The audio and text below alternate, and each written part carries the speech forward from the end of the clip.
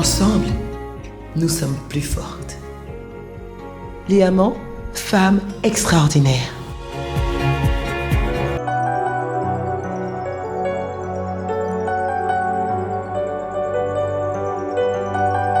Shalom les amants, c'est avec beaucoup de joie que je vous retrouve encore une fois ce soir pour notre rendez-vous spécial de les amants en prière.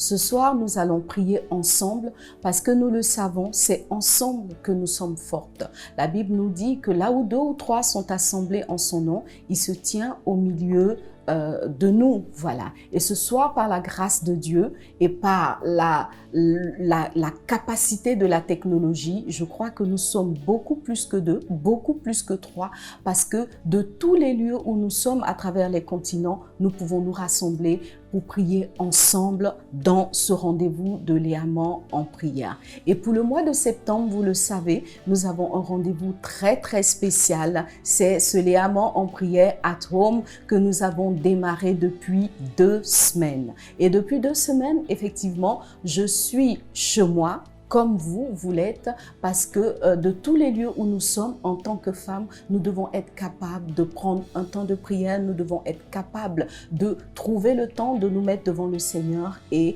comme vous l'avez commencé depuis plusieurs mois déjà, moi aussi, j'ai rejoint la maison et ensemble, je crois que nous allons passer un moment extraordinaire. Et ce mois de septembre, nous l'avons aussi dédié au ministère Message de Vie. Nous bénissons Dieu pour le ministère Message de Vie parce que nous croyons que ce ministère a été inspiré par le Seigneur et que Dieu fera encore de plus grandes choses. Tant que nous prierons, Dieu se glorifiera dans ce ministère. Nous avons l'opportunité, ou je dirais la grâce et la bénédiction de partager ce moment avec les sœurs de Message de Vie Europe. Et ce soir, nous sommes avec 2 invités spéciales. Nous sommes avec Gaëlle. Bonsoir Gaëlle. Bonsoir Pasteur Liliane. Nous sommes également avec Gisèle. Bonsoir Gisèle. Bonsoir Maman Liliane. Et donc tout à l'heure, elles auront l'occasion de se présenter un peu plus en profondeur, mais nous allons introduire ce moment de prière en recommandant ces instants à la grâce du Seigneur. Nous allons donc baisser les têtes et invoquer la présence du Seigneur dans ce lieu. Père, nous voulons te dire merci pour la grâce et l'honneur que tu nous fais de nous retrouver encore une fois dans ta présence, parce qu'une heure dans tes parvis vaut mieux que 1000 ailleurs. Et ce soir, ô Dieu de gloire, nous voulons, ô Dieu, alors que nous sommes assemblés en ton nom, nous connecter à cette divine présence. Nous voulons, ô Dieu de gloire, être à l'écoute de ton esprit, et nous voulons aussi pouvoir élever vers toi nos prières en sachant que tu es celui qui exauce les prières. Merci pour tout ce que tu fais. Prends le contrôle de ce moment, ô Dieu vivant. Prends le contrôle de nos bouches, de nos paroles. Prends le contrôle de la technologie et que par ta grâce, ô Dieu vivant, nous puissions, ô Père, passer un excellent moment dans ta présence, dans le nom de Jésus. Amen. Amen. Amen. Tu vas acclamer le Seigneur qui est au milieu de nous ce soir. Voilà, où que tu sois, acclame le Seigneur avec moi. Merci Seigneur pour ces moments. Et je disais donc que ce mois de septembre est consacré au ministère Message de Vie. Je voudrais encore une fois présenter ce merveilleux ministère. Le ministère Message de Vie est un ministère d'évangélisation inter-ecclésiastique qui a été créé depuis 1996 par le pasteur Mohamed Sanogo. Et depuis cette époque-là, depuis cette date, ce ministère n'a cessé de sillonner villes et villages pour annoncer le glorieux évangile de Jésus-Christ. Et donc, depuis 1996, le ministère Message de Vie compte à son actif plus d'1 million de personnes qui ont répondu à l'appel du salut. Nous avons eu l'occasion d'organiser plus d'une 50aine de croisades et nous avons visité une 50aine de villes sur à peu près 5 ans. Et durant tout ce temps, le ministère n'a cessé de croître par la grâce de Dieu, toujours conduit par son fondateur qui est le pasteur Mohamed Sanogo, comme je le disais, mais il s'est aussi étendu à travers les nations, notamment en Europe, aux États-Unis, où plusieurs délégations ou je dirais plusieurs bureaux de messages de vie prennent le relais pour travailler dans le domaine de l'évangélisation. Et donc, ce soir, je le disais, nous sommes avec des sœurs de Messages de Vie Europe. Et du côté de l'Europe, le ministère est conduit ou je dirais dirigé, voilà, par le pasteur Brice Oble, qui est en ce moment établi en Suisse.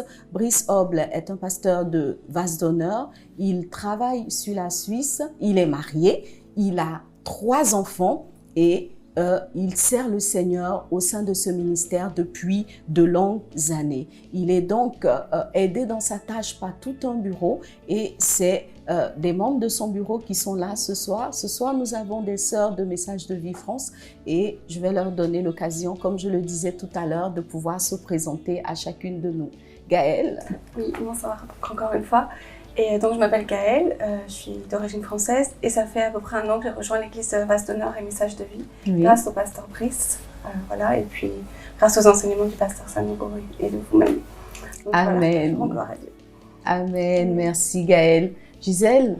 Oui, rebonsoir. Moi, je suis à Messages de Vie France depuis plusieurs années et je suis basée à Paris. Je suis responsable administrative et financière à Paris.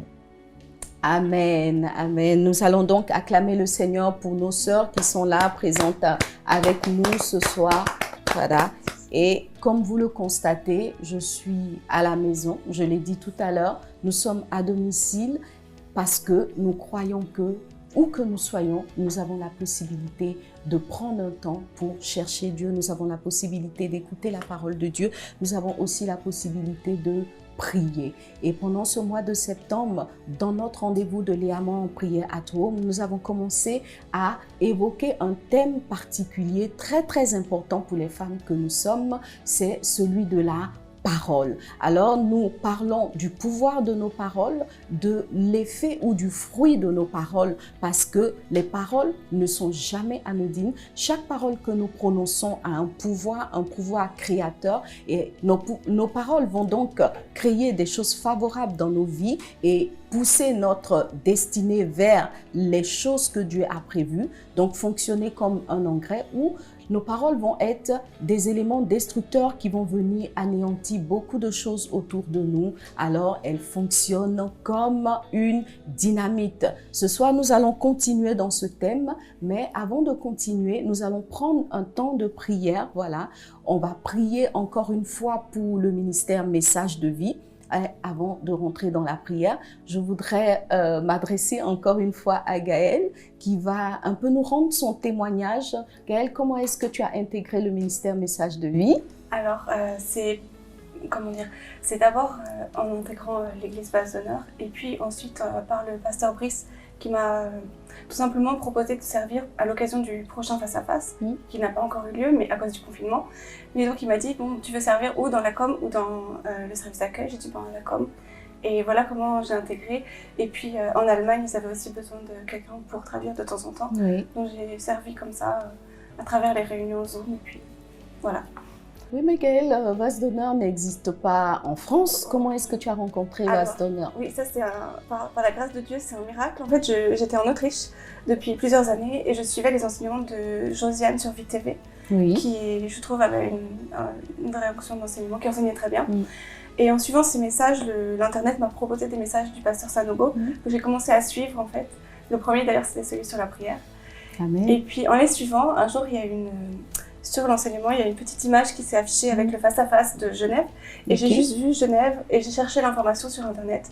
Et c'est comme ça que j'ai pu m'inscrire et rencontrer toute l'équipe. Et c'est là que j'ai rencontré le pasteur Brice, qui m'a intégré ensuite dans les comment ça s'appelle, les groupes en ligne. Les GEM?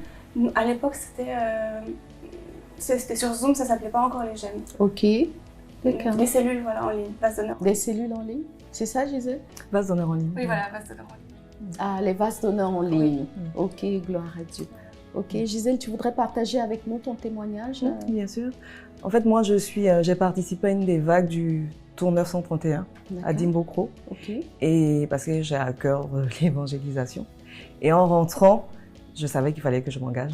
Donc, du coup, j'ai été miraculeusement mis en contact avec les responsables de Messages de Vie France à l'époque. Et c'est comme ça que c'est parti.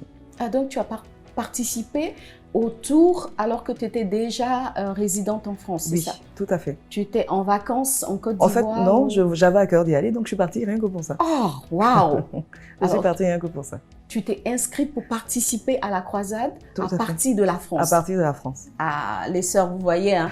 Donc, nous, on est à Abidjan, on est en Côte d'Ivoire et tout, mais tellement on nous demande pardon pour participer à la croisade. Donc, vous voyez que Gisèle est partie de la France pour participer à une croisade à Dimbokro. Alors, tu dois te dire, je vais m'inscrire pour la prochaine croisade. Amen. Voilà, donc, comme je le disais tout à l'heure, nous allons prendre un temps pour prier pour le ministère Message de Vie, parce que toute œuvre de Dieu a besoin de prière, et je voudrais nous encourager à prendre du temps à prier pour l'Église, à prier pour nos assemblées, à prier pour les ministères que nous connaissons, parce que Dieu agit au travers de la prière. Chaque fois que nous élevons la voix, nous devons avoir cette foi et cette confiance que le Seigneur est celui qui répondra et qui agira favorablement. Alléluia. Voilà, donc nous allons prendre un temps pour prier pour ce ministère, comme nous l'avons débuté depuis 2 semaines. Et nous allons ensemble chanter ce cantique ici en France qui dit « Nous voulons voir ton règne établi sur les nations. » Nous voulons voir ton règne établi sur les nations. Entre tes mains, Seigneur, fais de nous des instruments par ta parole parfaite, que nos vies soient transformées. Oui, Seigneur, que par ta parole parfaite, nos vies soient transformées. Sèmons-nous le désir de répandre l'évangile autour de nous, sèmons-nous le zèle que donne l'évangile de paix, afin que nous puissions annoncer l'évangile autour de nous, où que nous soyons, que nous puissions partager l'évangile avec nos amis, que nous puissions partager l'évangile avec nos connaissances, avec nos collègues de bureau, nos voisins, vraiment toutes les personnes qui n'ont pas encore eu l'occasion de rencontrer Christ. Mets en nous le fardeau des âmes afin que nous puissions leur annoncer ton évangile.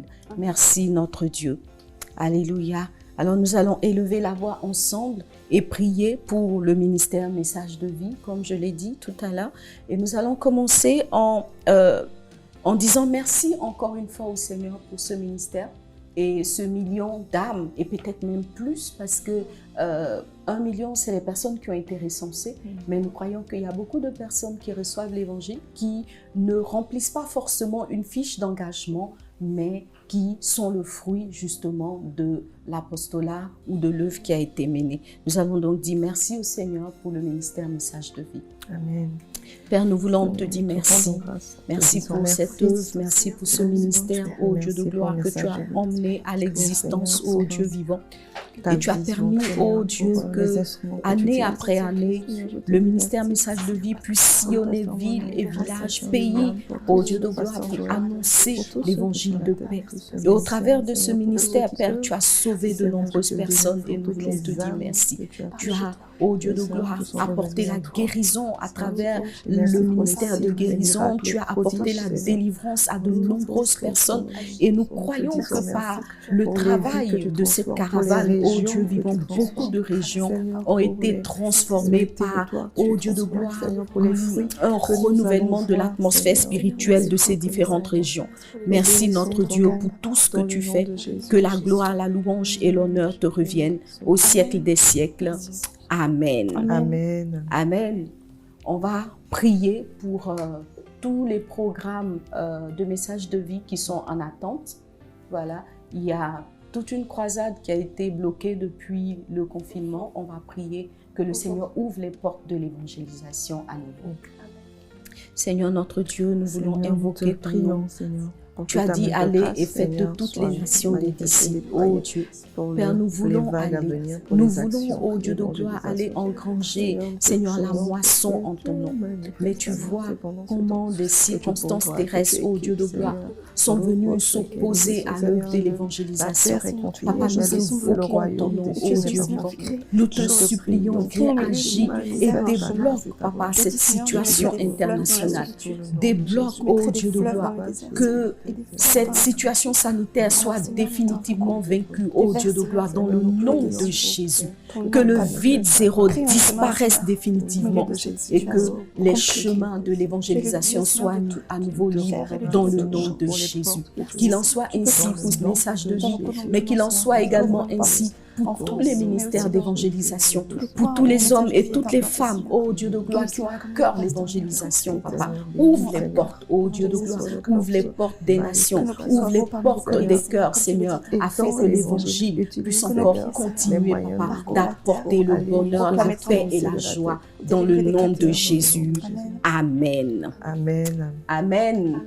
On va prier pour les ressources, voilà, pour les ressources du ministère Message de Vie. Demander au Seigneur de pourvoir, que le ministère puisse recevoir toutes les ressources dont il a besoin pour fonctionner, des ressources matérielles, des ressources humaines et financières en plus grande quantité et en qualité aussi, afin que l'œuvre continue d'avancer. Papa, nous voulons élever la voix et nous te prier. Tu es celui qui a Alors élève la voix, ma soeur, élève la voix de là où tu es. Prie avec ferveur parce que la parole dit que nous devons prier avec ferveur. Alors prie avec nous ces différents sujets de prière. Seigneur Dieu, tu es celui à qui appartiennent l'or et l'argent. Toutes les ressources de la terre, en vérité, sont à toi. Et tu les donnes à qui tu veux, ô Dieu de gloire. Seigneur, Satan n'est pas le propriétaire de ces ressources. C'est toi ta propriétaire. Et nous prions, ô Dieu vivant, que tu envoies encore des ressources dans ce ministère, comme tu n'as manqué de le faire pendant toutes ces années. Nous te bénissons pour ta fidélité. Et nous croyons que tu fais encore, tu fais davantage, ô Dieu de gloire. Et tu envoies les ressources dont nous avons besoin pour continuer ton œuvre au travers de messages de vie, dans le nom de Jésus. Alléluia. Amen. Amen. On va prier pour un dernier sujet. On va prier pour le ministère Message de Vie à travers les nations. Que toutes les équipes de Message de Vie puissent recevoir la force et l'inspiration de mener des actions d'évangélisation, quel que soit le pays dans lequel elles sont établies. Amen. Seigneur notre Dieu, nous voulons te prier pour tous les bureaux de messages de vie, toutes les représentations de messages de vie en Europe, en Afrique, en Amérique, oh Dieu vivant. Dans tous ces continents, Papa, tu as des âmes à sauver parce que tu veux faire de toutes les nations des disciples, oh Dieu. Et à chaque ministère, tu donnes une part. À chaque ministère, oh Dieu de gloire, Dieu confie des âmes à sauver. Que le ministère Message de Vie puisse, oh Dieu de gloire, faire ce pourquoi tu l'as suscité dans ces différentes nations. Accorde l'inspiration, accorde la force, accorde l'onction, Papa, à tous ces bien-aimés, oh Dieu de gloire, qui sont établis comme responsables de ce ministère. Accorde ton onction à tous ces membres, oh Dieu de gloire. Mets le fardeau de l'évangélisation dans les cœurs. Oh Dieu, donne aux uns aux autres, Papa, de franchir toutes les barrières qui s'élèvent, oh Dieu, les barrières culturelles, les barrières, oh Dieu, des lois, Papa, et tout ce qui, oh Dieu, que Satan a mis dans les nations et qui vise à freiner l'évangélisation, Papa. Donne, Seigneur Dieu, à tes serviteurs l'inspiration qu'il faut pour contourner toutes ces oppositions, toutes ces barrières, dans le nom de Jésus. Merci parce que tu attires des hommes et des femmes dans ces différentes représentations, Papa. Tu suscites des serviteurs dans toutes les nations, dans le nom de Jésus. Amen. Amen. Amen. Voilà, donc nous avons prié pour le ministère Message de Vie et nous voulons acclamer le Seigneur. Tu vas acclamer le Seigneur avec moi pour ce qu'il fait au travers de ce ministère. Père, nous voulons vraiment te dire merci. Merci pour tout ce que tu fais pour le ministère Message de Vie et pour tous les serviteurs, tous les missionnaires qui sont engagés en faveur de ce ministère. Voilà. Donc, cette semaine, nous continuons dans notre thème sur les paroles. Et selon les témoignages que nous avons reçus déjà, c'est un message qui fait beaucoup de bien, à toutes les femmes qui l'ont entendu. C'est sûr que ce n'est pas la première fois qu'on nous parle du fruit de nos paroles, mais vous le savez comme moi, la répétition est pédagogique et chaque fois qu'un thème est abordé, le Seigneur a toujours quelque chose à nous dire. Alors, ce soir, ne te dis pas « Ah, j'ai déjà entendu parler de ce thème, j'ai déjà écouté des enseignements ». Prends le temps de réécouter parce que si tu n'es pas à faute zéro avec ce thème, c'est que tu as encore besoin d'écouter la parole de Dieu sur le fruit, sur le pouvoir de nos paroles. Voilà. Et donc aujourd'hui, nous allons parler particulièrement de comment identifier et désactiver les mauvaises paroles qui sortent de nos bouches. Alléluia. Je vais lire un verset dans la parole de Dieu. Je lis la parole de Dieu.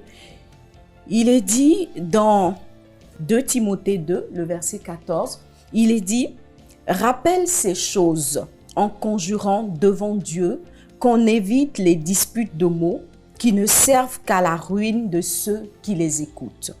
Efforce-toi de te présenter devant Dieu comme un homme ou comme une femme éprouvée, une servante de Dieu qui n'a point à rougir et qui dispense droitement la parole de la vérité. Évite les discours vains et profanes, car ceux qui les tiennent avanceront toujours plus dans l'impiété et leur parole rongera comme la gangrène. Et de ce nom sont Hyménée et Philette. Alléluia.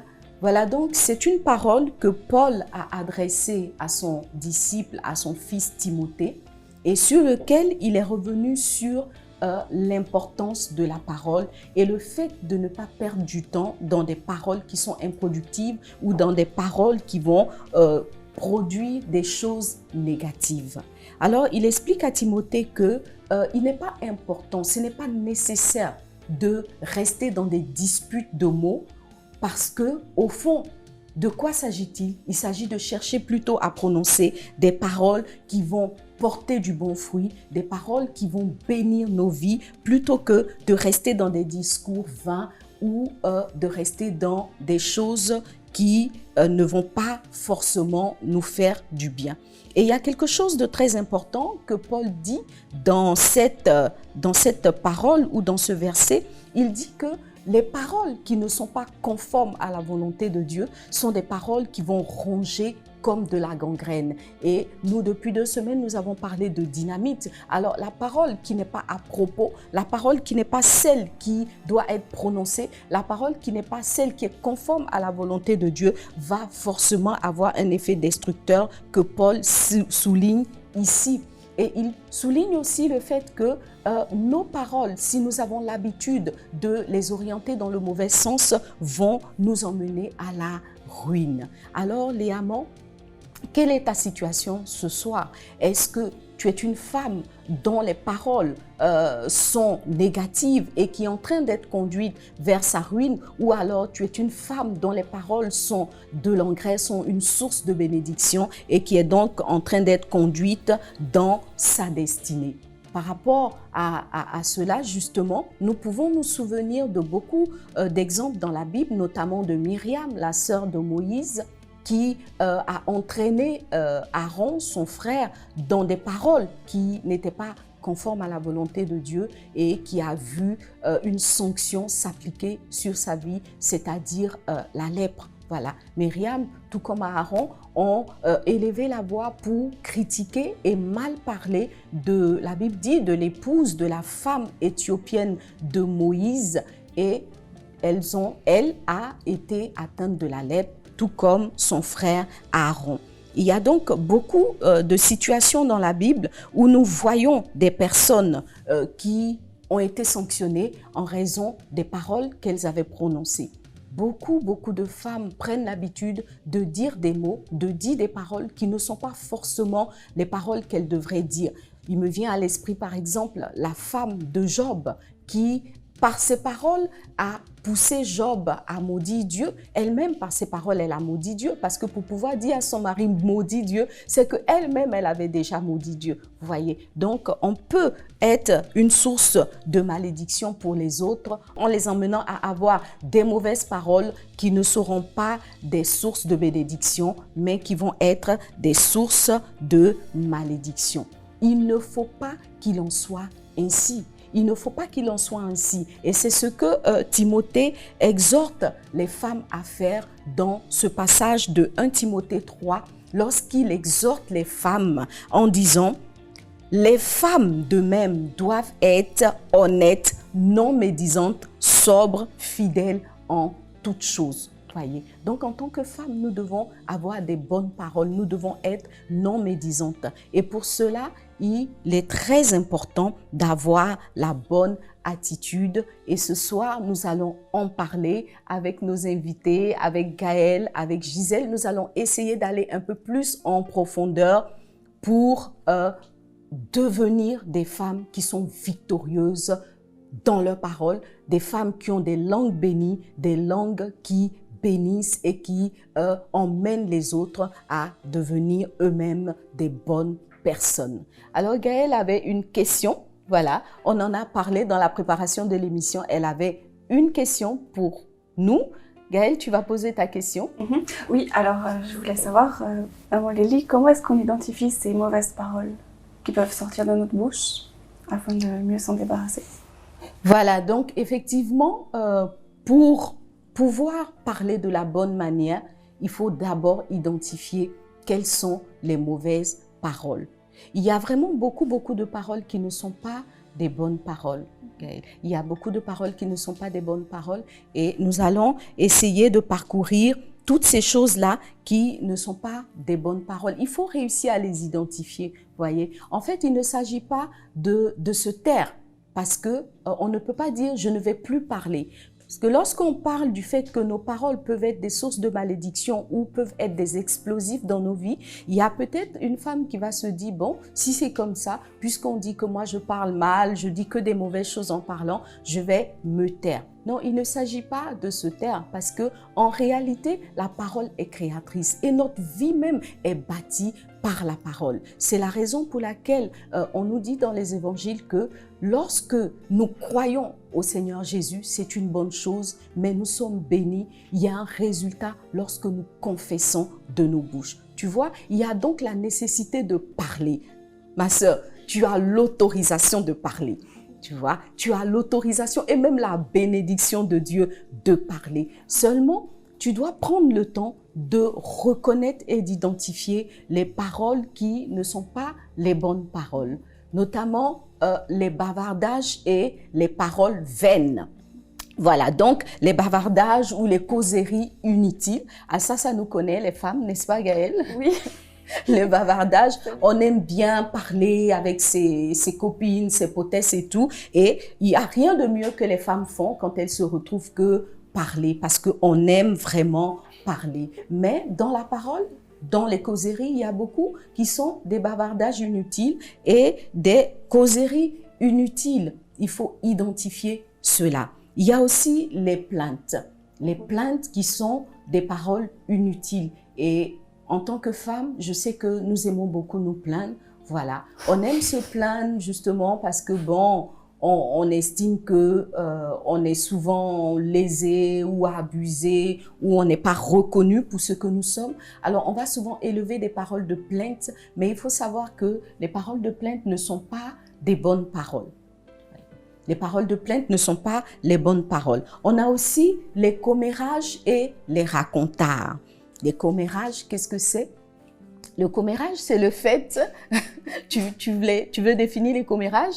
C'est le fait de raconter un peu tout ce que font les autres et puis c'est pas très constructif. Pas forcément en tout cas. Voilà.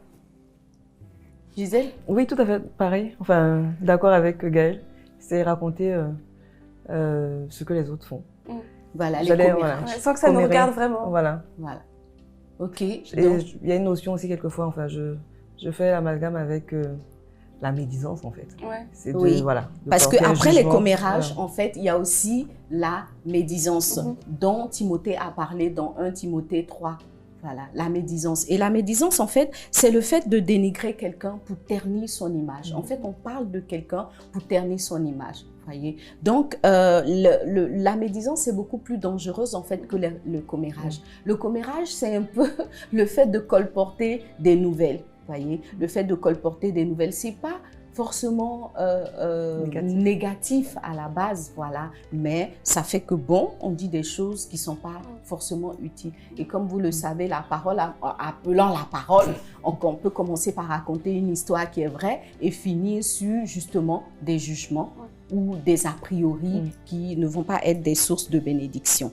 Il y a aussi des paroles qui se retrouvent souvent dans la bouche des femmes, c'est les injures. Voilà. Les injures. Alors, une injure, c'est une parole offensante. Voilà. Le dictionnaire dit qu'une injure est une parole offensante adressée délibérément à une personne dans le but de la blesser moralement en cherchant à l'atteindre dans son estime de soi, son honneur, sa dignité. Donc ça, c'est les injures. Et la semaine dernière, justement, on parlait du fait qu'il y a des femmes qui se sont bâties une réputation dans leur capacité justement à injurier les autres. Voyez.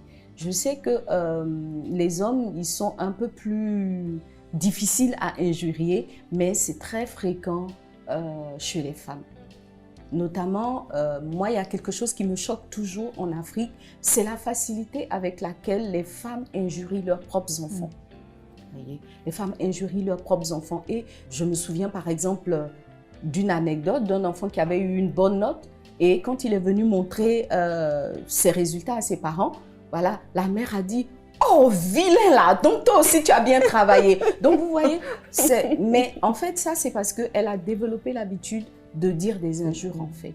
Et chez beaucoup de personnes, finalement, les injures n'ont plus le poids qu'ils doivent avoir. Et ils n'ont plus peur des injures en fait. Alors que les injures vont toujours avoir un impact négatif sur la personne qui les reçoit. Il y a aussi les plaisanteries. Tu veux dire quelque chose sur les plaisanteries, Gisèle? Oui, enfin, ce que je peux dire, c'est que souvent on se dit que ça n'a pas forcément d'impact ou ça peut ne pas avoir d'impact. C'est dit comme ça et il n'y aura pas d'effet d'impact en fait.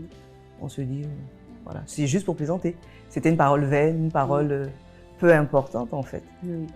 Oui, effectivement, en fait, les plaisanteries, ce sont des propos qui sont destinés à faire rire, voyez, à faire rire, à amuser la galerie ou à tourner quelque chose en dérision. Donc, bien souvent, on va se retrouver à donner des plaisanteries, mais la vérité, c'est que des fois, autour de nous, il y a des personnes qui peuvent être blessées par nos plaisanteries. C'est la raison pour laquelle la Bible dit que les plaisanteries sont contraires à la bienséance. Voilà. Donc, quand on aime les autres, quand on aime les personnes qui sont autour de nous, on ne doit pas être des personnes qui versent facilement dans la plaisanterie. Voilà, sans toutefois quand même devenir des personnes austères ou trop sérieuses. Voilà, donc la plaisanterie est toujours limite en fait. Il faut genre tourner sa langue 2-3 fois avant de sortir une plaisanterie, s'assurer vraiment que à l'intérieur de ce qu'on va dire, il n'y a pas quelque chose qui va venir blesser les personnes qui sont en face de nous. Donc, les plaisanteries sont des paroles qu'il faut identifier comme étant des mauvaises paroles. On a aussi les paroles en l'air. Alors, la parole en l'air, c'est une parole qui est donnée sans fondement. C'est une parole aussi qui, des fois, ne s'appuie pas sur quelque chose de vrai. On dit une chose parce qu'elle nous passe par la tête comme ça et c'est une parole en l'air. Des fois, on pense que cette parole-là n'aura pas d'effet, mais ce sont des paroles qui peuvent avoir des effets négatifs aussi bien sur notre propre vie que sur la vie des personnes qui nous entourent. Et au nom justement des mauvaises paroles, Gaëlle, qu'il faut identifier, il y a aussi les promesses non tenues. Alors, les promesses non tenues, c'est vraiment des paroles très dangereuses parce que beaucoup de personnes sont atteintes par ce syndrome-là. On fixe un rendez-vous qu'on ne respecte pas, on fait une promesse à une personne, ah oui, je vais passer te voir, on ne respecte pas parce qu'on se dit en fait, c'est pas grave. Voyez, c'est pas grave, mais les promesses non tenues, les paroles qui sont aussi des paroles en l'air, en fait, ont un effet très très négatif que nous allons voir par la suite. Voyez, parce que en fait, elles nous mettent dans une position où on va finir par manquer de substance, d'étoffe en fait. On devient quelqu'un sur qui les autres ne peuvent plus compter. Vous voyez, on raconte souvent les histoires de personnes qui avaient l'habitude de ne pas respecter leurs paroles, vous voyez. Et puis, le jour où ces personnes-là avaient vraiment besoin que leurs paroles soient prises au sérieux, non, ça n'a pas été le cas parce que, bon, on les avait déjà identifiées comme des personnes qui n'avaient pas des paroles consistantes, en fait. Et le dernier élément, ou l'un des derniers, en tout cas pour ce soir, qu'il faut identifier comme des paroles qui peuvent être des dynamites dans nos vies, ce sont les paroles de mensonge. Voilà. Le mensonge est une parole très, très, très dangereuse parce que c'est une parole qui est contraire à la vérité et le mensonge est dangereux puisque, en tant qu'enfant de Dieu, nous savons que la Bible appelle le diable le père du mensonge. Alors, toute femme ou toute personne qui a l'habitude de parler en tenant des propos mensongers, en fait, va se retrouver dans une situation où cette personne-là va devenir une personne de la famille du diable. Voilà, on va dire ça aussi simplement. Parce que s'il est le père du mensonge et que nous nous inscrivons dans le mensonge, alors quelque part, on devient un peu les enfants du diable. Voyez? Et je ne crois pas que ce soit à l'avantage d'une enfant de Dieu ou même d'une personne lambda d'avoir le diable pour père. Parce que nous savons que le diable n'a jamais eu des bons desseins pour les personnes qui sont même avec lui. Voilà. Donc, les mauvaises paroles, il faut les identifier. Et j'espère que tu as noté tous les éléments que nous avons cités parce qu'il est important de prêter attention aux paroles que nous disons et de pouvoir identifier ces différents éléments-là et prendre la décision de les sortir de nos répertoires de paroles. Amen. Amen. Parce que justement, en tant qu'enfants de Dieu, nous avons besoin que la puissance de Dieu soit au rendez-vous dans nos vies. Sans la puissance de Dieu, nous ne pouvons rien faire. Mais il se trouve que nos paroles peuvent atténuer la puissance de Dieu dans nos vies. Voyez. Nos paroles vont venir atténuer la puissance de Dieu et cela est arrivé à plusieurs reprises dans la Bible et je pense que beaucoup de personnes qui s'attendent à des visitations divines, qui s'attendent à la puissance de Dieu en action dans leur vie et qui ne la voient pas, devraient s'interroger sur la qualité des paroles qu'elles ont l'habitude de prononcer. Voilà. Est-ce que ce ne sont pas tes paroles qui ont diminué la puissance de Dieu qui était en marche vers toi? Est-ce que ce ne sont pas tes paroles qui empêchent Dieu de t'atteindre, d'avoir un impact, d'avoir une action au quotidien dans ta vie? Alors tu dois te poser les bonnes questions et avec le Saint-Esprit, essayer de trouver les bonnes réponses et je t'assure que les paroles seraient en bonne position dans les raisons du non-exaucement de tes prières ou de l'absence de la puissance de Dieu manifestée dans ton quotidien. Alléluia. Et par rapport à cela, on retrouve dans Ésaïe, l'histoire d'Ésaïe. Dès les premiers chapitres, Ésaïe avait été appelé par le Seigneur pour être son serviteur et pour manifester sa puissance. Mais lorsque la puissance de Dieu est venue vers Ésaïe, il y a une chose que Ésaïe a compris. Il a compris qu'il n'était pas digne de recevoir cette parole-là, cette puissance, il n'était pas digne de la manifester justement parce qu'il avait des mauvaises paroles, il avait des lèvres impures. Et cela, nous le retrouvons dans la parole de Ésaïe 6. Voilà, le texte de Ésaïe 6, il est dit que les chérubins criaient l'un à l'autre et disaient « Saint, Saint est l'Éternel des armées, toute la terre est pleine de sa gloire. » Au verset 4, il est dit « Les portes furent ébranlées dans leur fondement par la voix qui retentissait et la maison se remplit de fumée. » Alors, c'est Ésaïe qui parle, je dis « Malheur à moi, je suis perdu, car je suis un homme dont les lèvres sont impures. J'habite au milieu d'un peuple dont les lèvres sont impures et mes yeux ont vu le roi, l'Éternel des armées. Voyez.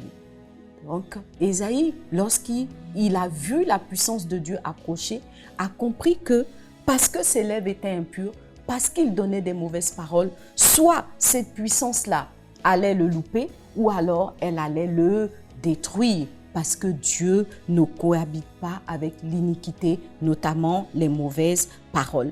Il est dit par la suite que l'ange a pris une pierre dans un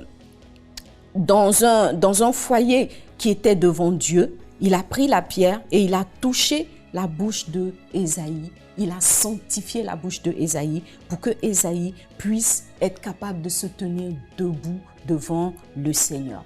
Vous voyez? Donc, recevoir la puissance de Dieu ou la manifester va aller chercher une personne qui a des paroles sanctifiées. Et lorsque nous allons dans le livre des Actes des Apôtres, nous retrouvons cette vérité-là dans le fait que lorsque le Saint-Esprit que Jésus avait promis est arrivé sur la terre, la première chose qu'il a faite, c'est de traiter avec la parole. Voilà. Il a traité avec la parole dans la mesure où les signes, la matérialisation, l'image par laquelle le Saint-Esprit s'est révélé, ça a été par des langues. Voilà. Est-ce que tu t'es déjà posé la question, Gisèle, pourquoi le Saint-Esprit a commencé son histoire sur la terre par l'apparition de langues? Bonne question. C'est une bonne question. Parce qu'il aurait pu venir sur les apôtres comme une colombe. Voilà. De la même façon qu'il était venu sur Jésus. Ou par, moi je ne sais pas, une coulée d'huile sainte, quelque chose comme ça.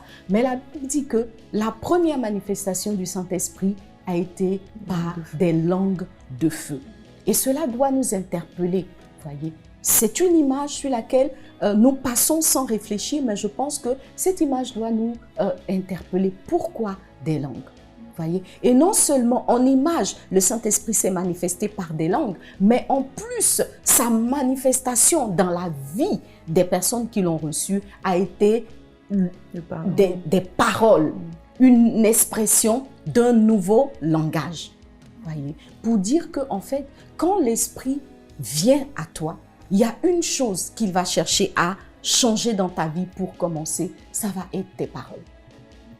Ça va être tes paroles. Parce que quoi? La Bible dit que Dieu a tout fait par la parole.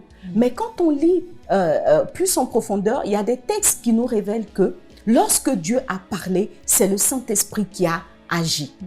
Voyez, Dieu dit, et c'est l'Esprit. La Bible dit, l'Esprit de Dieu se mouvait au-dessus des eaux. Alors, chaque fois que nous parlons, ce n'est pas que dans nos paroles, il y a une puissance particulière. En réalité, chaque fois que nous parlons, nous donnons mandat, nous donnons autorité au Saint-Esprit ou à d'autres esprits éventuellement d'agir.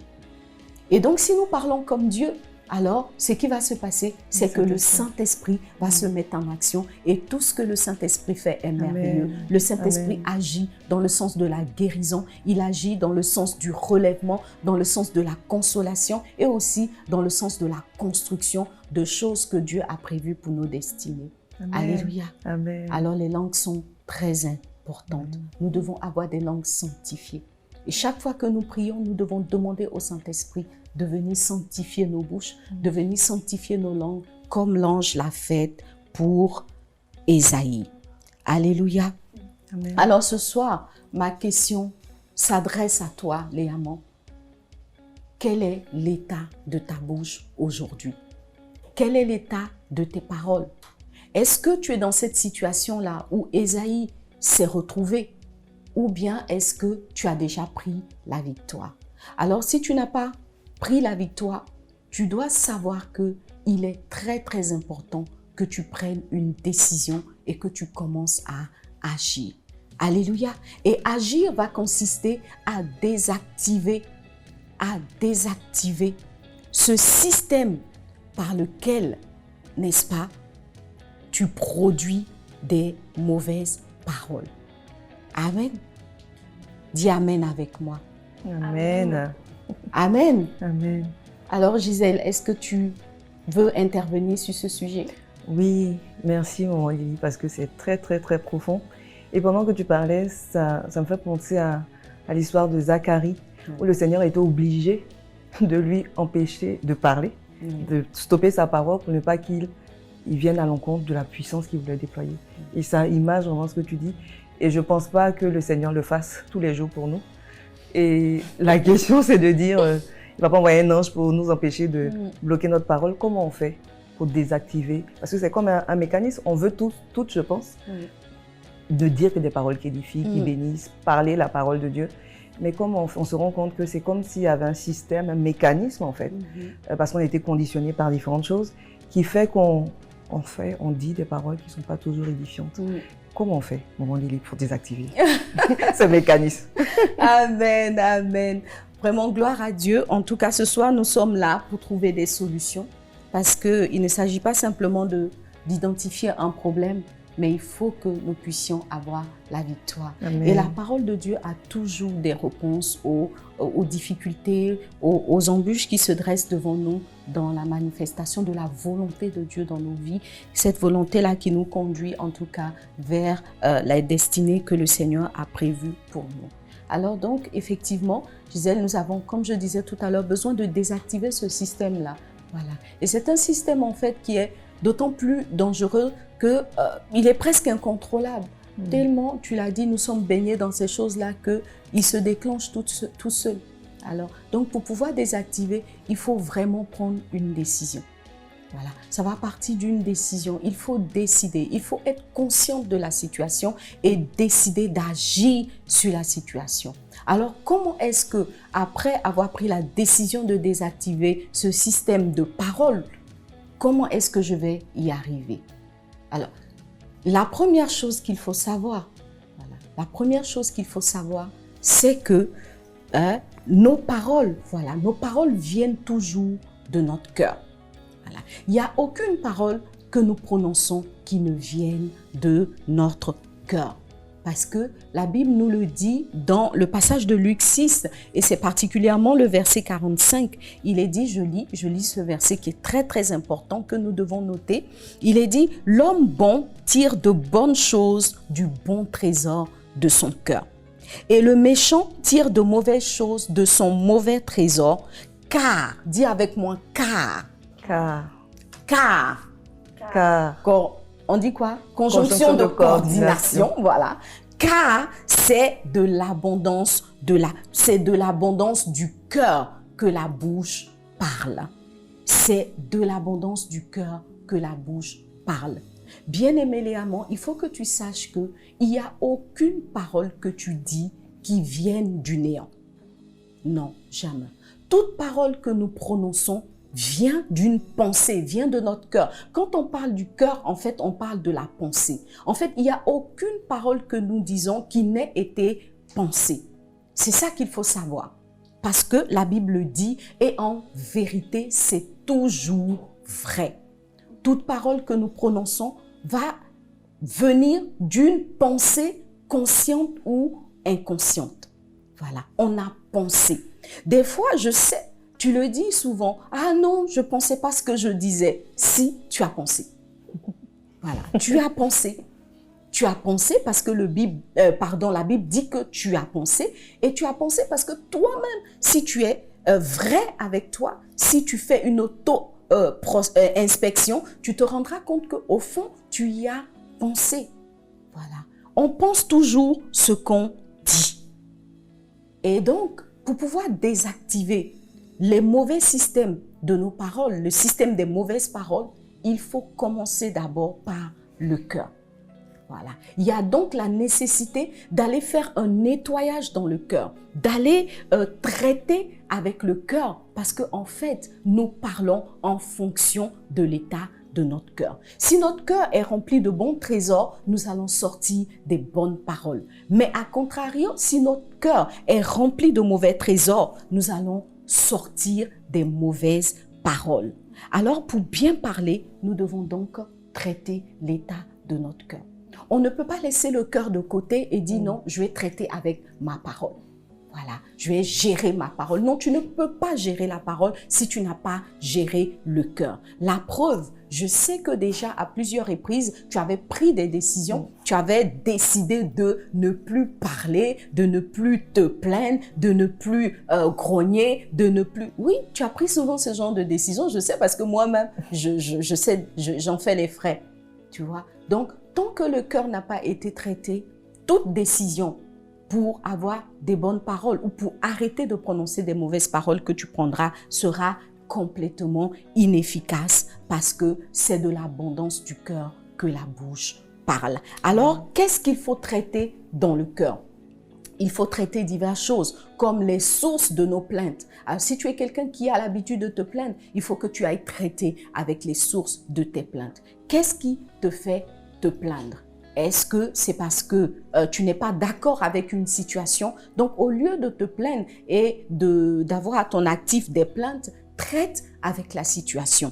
Tu dois aussi traiter avec les mauvais jugements. Voyez, nous devons traiter avec les mauvais jugements parce que les mauvais jugements nous emmènent à prononcer des mauvaises paroles. Vous voyez, on a l'habitude de porter des jugements sans connaître le fond des choses, sans avoir suffisamment d'informations sur des choses qui se passent autour de nous. Et à cause de nos mauvais jugements, on va commencer à avoir des paroles qui ne sont pas conformes à la volonté de Dieu, des paroles qui vont être des paroles de critique, des paroles de commérage, etc. Justement parce que nous prenons l'habitude d'avoir des mauvais jugements sur des situations données. Il faut aussi traiter avec les mauvaises pensées parce que les mauvaises pensées vont forcément produire des mauvaises paroles. Il faut traiter avec la rancune. Voilà. S'il y a une rancune qui est cristallisée dans le cœur, elle ne peut pas produire des bonnes paroles. Si on a une rancune contre une personne, on ne peut pas prononcer des bonnes paroles par rapport à cette personne-là. C'est sûr que si tu as de la rancune dans le cœur, chaque fois qu'on va évoquer le nom de la personne, voilà, envers qui tu as de la rancune, tu auras toujours le petit mot pour casser l'ambiance. Voilà, pendant que les autres, par exemple, sont en train de louer le travail de cette personne, d'apprécier cette personne-là, je t'assure que tu ne seras pas influencé par ce que les autres disent de bien, mais tu seras influencé par ton cœur et tu sortiras la parole qu'il ne faut pas. Il faut traiter avec les pensées de jalousie. Voilà, parce que la jalousie aussi emmène des mauvaises paroles. Parce qu'on est jaloux, on va toujours avoir des mauvaises pensées, donc des mauvaises paroles par rapport à des situations données ou par rapport à des personnes. Il y a aussi les paroles ou les pensées, je dirais plutôt les pensées de concurrence. L'esprit de concurrence est une source de mauvaises paroles. Quand on se sent en compétition avec les autres, ce qui va se passer, c'est qu'on va avoir l'habitude d'avoir des mauvaises paroles par rapport aux gens. On ne va jamais apprécier ce que les gens font, on va toujours critiquer, on va toujours dénigrer. En tout cas, l'esprit de concurrence est un mauvais élément, est une mauvaise pensée qui va toujours emmener des mauvaises paroles. Et puis, il y a aussi les pensées de supériorité ou d'infériorité. Voilà. Donc, quand on se sent supérieur aux autres, on va avoir forcément des mauvaises paroles. Et ça s'est vu à travers des siècles. Chaque fois que des peuples se sont sentis supérieurs à d'autres, ils ont toujours eu des mauvaises paroles en direction de ces peuples-là. De la même façon, en tant qu'individu, chaque fois que nous avons une pensée de supériorité par rapport à d'autres personnes, il n'est pas possible d'avoir des bonnes paroles par rapport à ces personnes-là. Également aussi la pensée d'infériorité. Voilà, on aurait pu penser que cette pensée-là donnerait des bonnes paroles. Non, quand on a une pensée d'infériorité, on va aussi avoir des mauvaises paroles. Voyez. Donc, par exemple, quand on se sent petit par rapport à d'autres personnes, quand on se sent petit, on va justement critiquer ce que les autres font de grand, ce qu'ils ont de grand, ce qu'ils sont en fait. Voilà, parce que justement, on a ce sentiment d'infériorité-là en nous. Voyez. Et puis, il y a les mauvais souvenirs. Voilà. Quand le cœur est rempli de mauvais souvenirs, de situations difficiles qui ont été vécues et qu'on entretient le souvenir dans le cœur, ça va forcément donner une personne acariaque, par exemple, qui va être une personne qui parle avec colère, qui parle avec dureté, qui parle avec méchanceté, etc. Donc les situations du passé que nous gardons comme souvenir, comme trésor, la Bible dit mauvais trésors dans nos cœurs, vont aussi être à l'origine de paroles mauvaises, des paroles difficiles pour les autres que nous allons avoir l'habitude de prononcer. Voilà, donc il n'y a pas un autre endroit où aller chercher la guérison. La guérison commence dans le cœur. Et donc, ayant identifié ces différentes pensées, ces différents états qui sont dans nos cœurs, il faut prendre le temps de se mettre devant le Seigneur, voilà, pour lui exposer la situation. Parce que effectivement, ce sont des états qui sont dans nos cœurs. Des fois, on est soi-même emporté par ces pensées-là, on est soi-même vaincu par ces pensées. Alors c'est là où la prière commence. Quand on a l'habitude de mal parler, c'est vrai, il faut dire Seigneur, délivre-moi des mauvaises paroles qui sortent de mon cœur. Mais la vérité, c'est qu'il faut retourner à l'origine, c'est-à-dire dans le cœur. Et une fois qu'on a identifié ce qui alimente le mécanisme des mauvaises paroles, il faut l'exposer au Seigneur et demander à Dieu de nous délivrer. Amen. Amen. Amen. Amen. Ça vous inspire quelque chose? Oui, ça nous parle. Gaëlle. Amen. Amen. Et tu voudrais dire quelque chose par rapport à tout ça? Comment dire, ça m'invite à réfléchir et à mener au laser, au scanner, mon cœur, sur toutes les mauvaises paroles qu'on peut dire ou les mauvais trésors qu'on garde. Peut-être qu'on n'a pas bien, comme un jardinier, arraché un peu les mauvaises herbes, voir où est-ce qu'elles sont. Et pouvoir les arracher. Voilà, avant qu'elles poussent. Avant qu'elles poussent plus hautes que voilà, ça. Exactement. Voilà, donc les sœurs, nous ne sommes pas prisonnières des mauvaises paroles que nous prononçons. C'est vrai que Jacques, dans le texte de Jacques 3 que nous avons lu depuis la semaine dernière et que nous avons certainement relu aujourd'hui, nous dit que c'est difficile pour l'homme de dompter la parole. C'est difficile parce que la parole tire sa source de beaucoup plus loin qu'on ne le pense. Mais une fois qu'on a identifié la source et que de façon honnête et véridique, on se met devant le Seigneur, alors il y a un espoir de guérison, il y a un espoir de délivrance. Et je crois que le Seigneur viendra et nous délivrera de toutes ces situations qui nous emmènent à mal parler. Alléluia. Amen. Voilà, donc nous avons fait un peu le tour de notre thème aujourd'hui, c'est-à-dire identifier les mauvaises paroles, parce que bon, qu'est-ce que c'est qu'une mauvaise parole? Il faut savoir ce que c'est, voilà. Et puis, il faut pouvoir désactiver cette capacité-là, ce système-là qui, de façon automatique, nous emmène à prononcer les paroles qui ne sont pas les bonnes.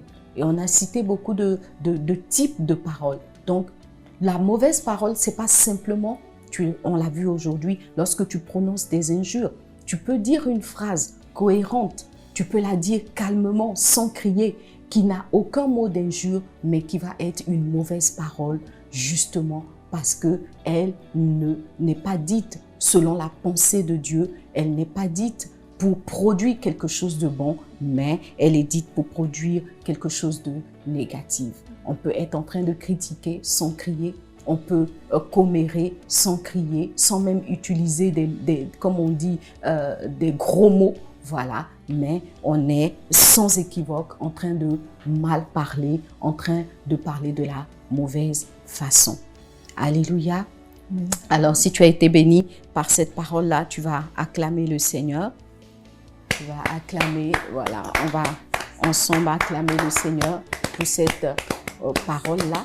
Et une fois qu'on a identifié le problème, une fois qu'on a mis la situation devant le Seigneur, alors il faut commencer à faire le travail inverse, c'est-à-dire décider de remplacer ce que le Saint-Esprit va venir arracher par les bonnes choses. Alléluia. Alors, il faut prendre le temps de reconstruire l'état de nos cœurs, de se laisser baigner dans des choses qui vont nous donner des bonnes pensées. Voilà, donc il faut favoriser les bons souvenirs. Voilà. Il faut s'entourer de bonnes compagnies. Il faut s'entourer des bonnes compagnies parce que la Bible a dit les mauvaises compagnies corrompent les bonnes mœurs. Et si nous n'avons pas des bons amis, nous allons rester souvent dans ces mauvais systèmes-là. Mais si nous réussissons à avoir des amis qui ont le cœur de Dieu, qui parlent comme Dieu, alors nous aussi, nous serons transformés. Il faut prendre le temps aussi d'écouter et de réécouter régulièrement la parole de Dieu. Voilà, il faut réécouter régulièrement la parole de Dieu, des bons enseignements. Il faut regarder des bons films. Je ne sais pas s'il en existe encore. Mais bon, en tout cas, il faut regarder. Vous voyez, par exemple, moi, il y a des films que je vous déconseillerais, les sœurs. Bon, d'ici là que les producteurs me collent un procès. Non, franchement, les sœurs, laissez tomber les telenovelas. Ce n'est pas des films pour nous, hein, les sœurs. Des films dans lesquels il y a la jalousie, il y a le meurtre, il y a toutes sortes de mauvaises attitudes. Comment est-ce que, en regardant 10 épisodes de ce genre de film, tu espères avoir des bonnes paroles? Tu vois? Donc, il y a des choses que tu dois remplacer. Hein? Peut-être essaye de regarder des bons dessins animés, s'il en existe encore. Mais dans tous les cas, il y a des choses à changer, les sœurs. Nous devons prendre des décisions. Et je crois que le Saint-Esprit est fidèle. Il nous accompagnera. Il nous donnera la victoire. Et quelqu'un l'a dit, le plus important, ce n'est pas la victoire bam d'un coup, mais c'est déjà d'entrer dans un processus et de pouvoir noter une progression au fil du temps. Parce que je ne te cacherai pas que ça ne se fera pas de façon magique du jour au lendemain, mais en rentrant dans le processus, tu pourras toi-même noter les progrès que tu fais au jour le jour et au fil du temps, au fur et à mesure, le Seigneur te purifiera, le Seigneur te purifiera pour te rééquiper d'un nouveau cœur et te donner la possibilité de prononcer que des bonnes paroles. Alléluia. Amen. Amen. Voilà donc les sœurs, nous avons fait le tour de notre sujet du jour et nous allons continuer en priant. Et avant de prier, nous allons ensemble chanter ce cantique, adorer le Seigneur. Prends mon cœur, prends ma vie, je te donne tout.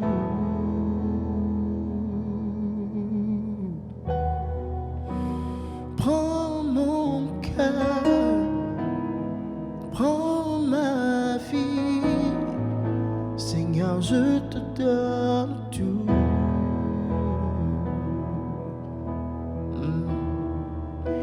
Oui, prends ma vie, me voici, Seigneur, je te donne tout.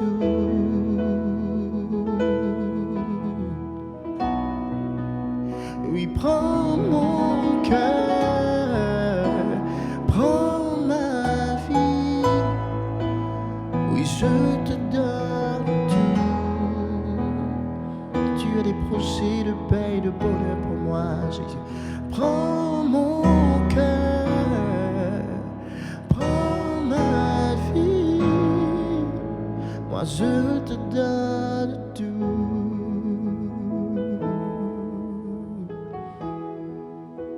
Mon cœur est à toi, il est tout à toi. Voilà, donc nous allons élever la voix et prier.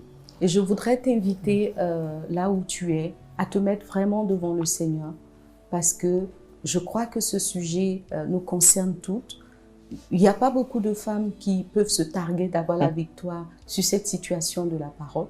Parce que tout à l'heure, Gaëlle me rappelait ce verset des Proverbes qui dit que les commérages sont comme des friandises en fait. Il y a même des études qui prétendent que la femme trouve son équilibre dans les commérages. Tu vois, ce genre d'études, tu dois les refuser et te mettre devant le Seigneur pour que Dieu te transforme et que tu sois à l'image du Seigneur. Alors nous aussi ici, dans notre salon, nous allons nous mettre devant le Seigneur et prier afin que Dieu nous délivre des mauvaises paroles. Alors nous allons prier et d'abord passer par un temps de repentance. Je pense que pendant que nous parlions, beaucoup de situations sont certainement remontées à nos cœurs. Nous avons vu toutes ces fois où nous avons laissé les mauvaises paroles prendre le dessus de notre volonté ou de notre intelligence. Nous avons parlé peut-être soit par des commérages, soit par le mensonge, etc. On va demander au Seigneur de nous pardonner. Amen. Père notre Dieu, Seigneur Saint-Esprit, je te dis merci tu pour cet enseignement, c'est vrai, comme pour cet éclairage, Seigneur. mais aussi comme celui qui vient pour transformer notre façon de parler. Tellement, ô Dieu de gloire, la parole est importante. Tellement, ô Dieu, nos vies dépendent de ce qui sort de nos bouches. Tu as voulu, ô Dieu de gloire, agir sur notre parole dès les premiers moments, ô Dieu de gloire, que tu es venu à nous. Père, je prie que vraiment, tu me pardonnes, ô Dieu, toutes les fois où je me suis laissée conduite par la chair pour parler, ô Dieu de gloire, d'une façon qui ne t'honore pas, pour parler d'une façon déshonorante, pour parler des paroles, ô Dieu de gloire, qui viennent détruire ma propre vie et détruire celle des autres, Papa. Je te demande pardon, purifie mon cœur et purifie ma bouche, ô Dieu de gloire, comme tu l'as fait pour Ésaïe, ô Dieu. Sanctifie-moi, sanctifie mes sœurs ici présentes et sanctifie toutes les Léamans, ô Dieu de gloire, partout où elles sont, dans le nom puissant de Jésus. Merci notre Dieu. Alléluia. Merci Papa, au nom puissant de Jésus. Amen. Amen. On va prier maintenant pour l'état de nos cœurs. Et chacun connaît son cœur, voilà. Le cœur a ceci de particulier, comme la Bible dit, qui peut connaître le cœur d'une personne? Alors, nos cœurs sont tortueux par-dessus tout. C'est nous-mêmes qui connaissons nos cœurs, mais le Seigneur aussi connaît nos cœurs. Alors on va prier et mettre nos cœurs devant le Seigneur. Quelle est la situation qui te fatigue? Est-ce que c'est une situation de rancune? Est-ce que c'est une situation de jalousie? Est-ce que c'est un esprit de compétition qui te fatigue? Quelle est cette situation-là qui, dans ton cœur, vient chaque fois alimenter la mauvaise parole? Alors tu vas te mettre devant le Seigneur de tout ton cœur, parce que le Seigneur est présent ce soir au milieu de nous et il vient pour nous guérir. Alors expose ta situation de tout ton cœur au Seigneur et crois que ce soir, Dieu vient agir et te délivrer de cette situation. Oh Dieu, Seigneur, nous te supplions, tu viens te demander pardon, Seigneur.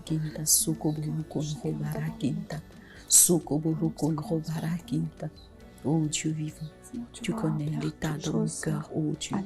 Je te demande pardon et je prie que tu me délivres, Papa, de toute situation qui s'est cristallisée en moi, oh Dieu. Papa, de toute forme de rancune, de situation que je n'ai pas pardonnée, oh Dieu de gloire, et qui viennent chaque fois alimenter des mauvaises paroles dans mon cœur. Oh Dieu, tu vois les jugements et tous ces états, oh Dieu, qui, oh Dieu, alimentent, Seigneur Dieu, cette situation. Je te demande pardon, Papa. Je te demande pardon, délivre-moi, oh Dieu, purifie mon cœur, délivre-moi de toutes ces situations, délivre-moi de tout sentiment qui ne te glorifie pas, de toutes pensées qui ne te glorifient pas, oh Dieu, parce que de l'état de mon cœur dépendront les paroles qui sortiront de ma bouche. Donne-moi un cœur pur, au cœur de notre cœur, Seigneur. Donne-moi la capacité de justifier comme toi tu l'as fait. Donne-moi la capacité de pardonner. Donne-moi la capacité d'oublier comme toi tu oublies nos offenses, oh Dieu vivant. Toute pensée de meurtre, toute pensée de dénigrement, toute pensée de vol, toute pensée impure, Seigneur. Qu'elle soit liée dans nos cœurs par ton œil, par ta parole, Seigneur. Amen. Amen. On va prier pour un dernier sujet. Seigneur, me mettez à cœur vraiment qu'il y a beaucoup de femmes qui ont des mauvaises paroles, soit en direction de leur enfant, soit en direction de leur conjoint ou en direction de leurs parents, parce qu'il y a des situations qu'elles n'ont pas pardonnées. Tu vois, il y a quelque chose que tu as vécu, quelque chose que l'une de ces personnes citées t'a fait et que tu n'as pas pardonné. Alors tu vas prier que Dieu te donne la force du pardon. Et alors que nous prions, tu vas vraiment prendre la décision de pardonner. Tu vas laisser tomber, laisse tomber. Voilà, pardonne. Parce que depuis le temps où tu refuses de pardonner, tu peux toi-même faire le bilan, ça ne t'a rien apporté de positif. Alors décide ce soir de pardonner et laisse tomber sans réfléchir, sans analyser. Décide de pardonner. Alors on va prier pour toutes les sœurs qui ont des situations qu'elles n'arrivent pas à pardonner, que Dieu les aide dans le sens du pardon. Seigneur notre Dieu, je voudrais te prier pour toutes les liamants, toutes les femmes, ô Dieu de gloire extraordinaire, Père, qui gardent dans leur cœur des situations, des rancunes, ô Dieu de gloire, qu'elles n'arrivent pas à relâcher, qu'elles n'arrivent pas à pardonner. Pardonne, ô Dieu, et donne la force de pardonner. Donne à ces sœurs de réaliser combien toi-même tu as pardonné leurs péchés, leurs iniquités. Donne la possibilité à ces sœurs, ô Dieu de gloire, de relâcher cette rancune, cette colère, ô Dieu de gloire, qui est dans leur cœur depuis tant de jours, tant de semaines. Nous Dieu de gloire, agis, que les chaînes qui les maintiennent captifs soient brisées, Papa.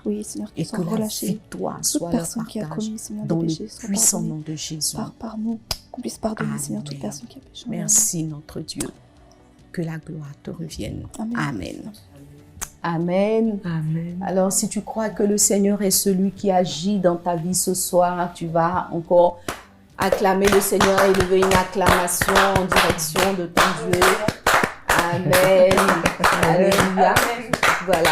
Donc, avant de finir, je voudrais rapidement, parce que c'était une question de Gaël, rappeler le sens de Léamant. Voilà. Donc, Léamant signifie femme extraordinaire, tout simplement. Ce n'est pas un mot anglais, ce n'est pas un mot allemand. Voilà, c'est un mot qui a été tiré d'une langue locale de la Côte d'Ivoire qu'on appelle le gouro. Alors en gouro, quand on dit qu'une femme est vaillante, qu'une femme est extraordinaire, elle réalise des exploits, elle fait des choses exceptionnelles, c'est une léamant. Voilà, on l'appelle une léamant. Donc, voilà, c'est ça l'origine du mot léamant, donc répète-le autour de toi. Donc quand on t'appelle léamant, voilà, donc Gaëlle, tu es léamant Gaëlle, Gisèle, léamant Gisèle, ça signifie tout simplement que vous êtes des femmes extraordinaires. Amen. Parce que c'est le projet de Dieu pour chacune de vous. Vous devez réaliser des exploits et Dieu appelle les choses qu'il voit par leur nom. Donc, soyez bénis, femmes extraordinaires. Amen. Voilà. Est-ce que vous avez un mot de fin pour toutes les autres léamants qui nous suivent ce soir? Vous êtes aussi des léamants. Amen. Voilà. Donc, voilà, Gaëlle nous rappelle que nous sommes aussi des léamants. Amen. Oui, je suis une léamant. Merci, Seigneur, de faire de moi une femme extraordinaire. Gisèle?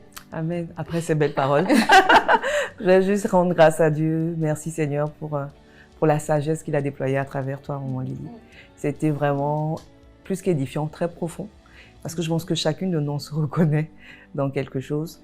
Et merci Seigneur, parce qu'une des clés aussi qu'il a données, c'est de prier. Et la prière permet au Seigneur de se déployer, de nous relever, de nous guérir. Donc merci Seigneur, merci maman Lily. Tu reviens? Amen. Tu reviens quand? En tout cas, je suis là, on va dire ça comme ça. Voilà, puisque pendant tout le mois de septembre, nous sommes avec les sœurs, les léamants de la France. Voilà, nous avons encore un rendez-vous vendredi prochain. Donc, il ne faut pas louper ce rendez-vous, léamant où que tu sois. Voilà, prends ton rendez-vous. Voilà, comme quelqu'un dirait, save the date. Voilà. Voilà, c'est vedette du vendredi prochain, parce que vendredi prochain, nous serons encore ensemble avec les sœurs. Nous serons ensemble avec toute cette équipe extraordinaire qui nous accompagne depuis la France pour la production de ces émissions. Je voudrais simplement qu'on puisse acclamer le Seigneur pour l'équipe de Romain. Amen. Voilà. Donc, voilà, il y a toute une équipe derrière ces belles images que vous recevez et nous bénissons le Seigneur parce que le Seigneur remplit ses enfants de talent. Voilà, donc nous sommes au terme de notre rendez-vous de ce soir. Nous voulons terminer en faisant nos offrandes, n'est-ce pas? Parce que c'est une tradition à laquelle nous devons rester attachés. Nous ne devons pas venir dans la maison du Seigneur les mains vides. C'est vrai que tu es chez toi, mais la maison du Seigneur, c'est aussi chez toi, voilà, parce que Dieu est là où il y a ses enfants et c'est sa maison. Donc, tu es le temple du Saint-Esprit, ta maison est l'habitation de Dieu. Alors, tu es dans la présence de Dieu. Nous allons donc faire les offrandes en suivant toutes les instructions qui s'affichent maintenant à l'écran pour exprimer notre reconnaissance au Seigneur et sceller toutes ces paroles qui ont été données afin qu'elles soient des paroles de victoire à notre actif. Que Dieu te bénisse.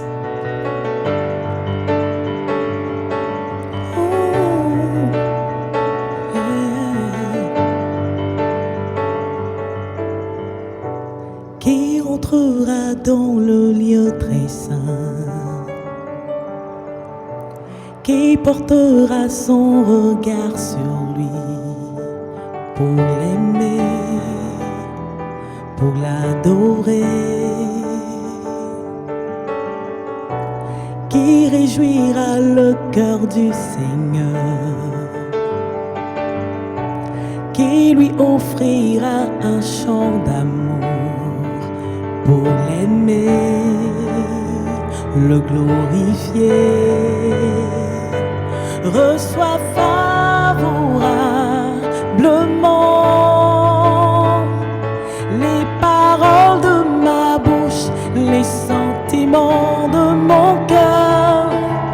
Accepte l'offrande de ma vie.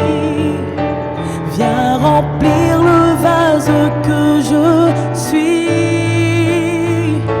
Reçois favorablement les paroles de ma bouche, les sentiments de mon cœur.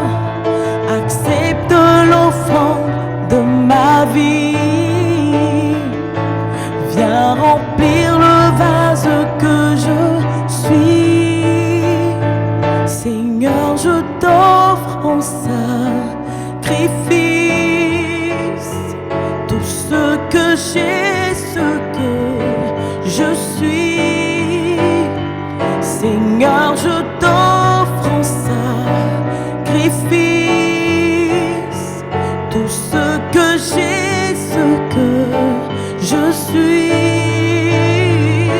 Reçois favorablement les paroles de ma bouche, les sentiments de mon cœur. Accepte l'offrande de ma vie.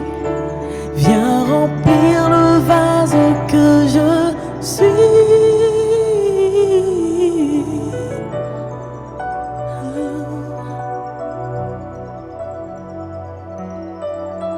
Voilà, donc nous avons fait nos offrandes, nous avons passé un bon moment dans la présence de Dieu. Je vous dis au revoir les amants et rendez-vous est pris la semaine prochaine pour notre prochain rendez-vous de Les Amants en prière at home. Je voudrais rappeler que nous pouvons participer au ministère Message de Vie, quel que soit le pays où nous sommes. Il faut simplement demander l'adresse du bureau Message de Vie qui est dans votre région, dans votre pays. Vous pouvez aussi participer aux activités, aux actions de Message de Vie, même sans voyager, même les croisades qui se passent en Côte d'Ivoire et toutes les actions qui se passent en Côte d'Ivoire. Vous pouvez y participer en intégrant le club de vie, de Message de Vie. Voilà, le club de vie, c'est ce club-là dans lequel il faut s'inscrire et une fois qu'on est inscrit dans ce club, on participe à hauteur de $10,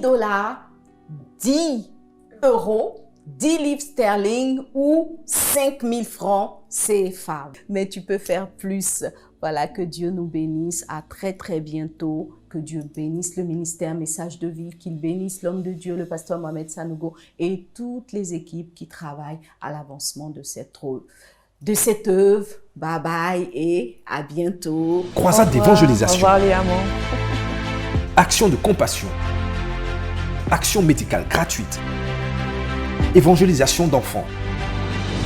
Séminaire de réveil. Impact des portes d'influence. Sentinelle des nations. Message de Vie. La vision de Dieu, transmise à son serviteur le pasteur Mohamed Sanogo, fut de ramener le cœur des nations à Christ mais aussi d'apporter à ses cœurs la compassion et l'amour de Dieu, manifestés par des œuvres physiques. Lors des croisades d'évangélisation, le ministère Message de Vie pose plusieurs actions en faveur des populations, telles que les actions de compassion, qui consistent à offrir aux populations démunies des denrées alimentaires, des vêtements, des chaussures, ainsi que des produits de première nécessité. De 2012 à 2019, plus de 100 000 tonnes de dons ont été offerts aux populations dans le monde entier. Médecine de vie. Le département de la santé du ministère Message de Vie parcourt la Côte d'Ivoire et le monde pour procurer des soins gratuitement aux populations. Ce sont plusieurs milliers de centaines de personnes qui ont bénéficié de consultations et d'opérations chirurgicales gratuites.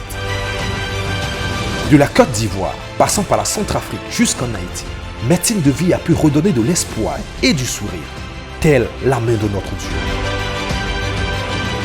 Enfance de vie, c'est le département de Message de Vie consacré à l'évangélisation des enfants.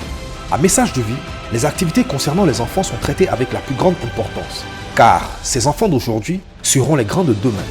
Nous armons ces enfants à travers le monde d'une puissance spirituelle qui les fera grandir sur le sentier de la justice, afin de faire d'eux des adultes convertis. Pasteur Liliane Sanogo, inspiré par le Seigneur, parcourt le monde, visitant nations, villes et villages pour annoncer la bonne nouvelle de Christ aux femmes, réactivant ainsi en elles la flamme de sentinelle et de précieuse qu'elles sont aux yeux de Dieu pour leur famille. Conduit par le Seigneur, le pasteur Mohamed Sanogo a initié des campagnes d'évangélisation des différentes portes d'influence de la société, telles que l'éducation, les ressources de la terre, la santé, l'armée. L'évangile leur est annoncé avec puissance et ils savent aujourd'hui qu'exercer leurs fonctions avec honnêteté et professionnalisme fait d'eux des serviteurs de Dieu. À Message de Vie Canada, lors des retraites spirituelles face à face, les assoiffés de Christ affluent des 4 coins du monde pour ne rien rater de ce moment d'intimité avec l'ami fidèle. Comme une sentinelle à son poste, Message de Vie France organise chaque année des moments de prière dénommés « Cette France que j'aime » pour le salut de la France et de l'Europe tout entière. Voulez-vous avoir plus d'informations sur le ministère Message de Vie? Rendez-vous sur notre site www.messagedevie.org.